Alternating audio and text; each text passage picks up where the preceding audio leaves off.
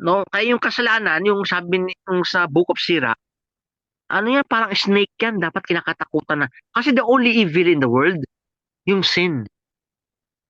Lahat po ng spiritual writers, lahat po ng mga saints, ang teaching ng Catholic Church, suffering is not the greatest evil. Kasi suffering can become means to be united with the sufferings of Christ. You become a saint. The only evil in the world is sin. Kaya kung dina-downplay natin yung sin, no? Halimbawa, yung maliit na bagay na pagsisinungaling, no? Dapat wag matuto yung mga bata dyan. Oo, maliliit pa lang. Bawa, nasa advice naman yan. Bawa, nangungupit yung bata. Sabi mo, kung may kailangan ka, sabi mo kay papa at kay mama. No? Kasi pag nasanay ka sa pangungupit, lalaki ng lalaki yan.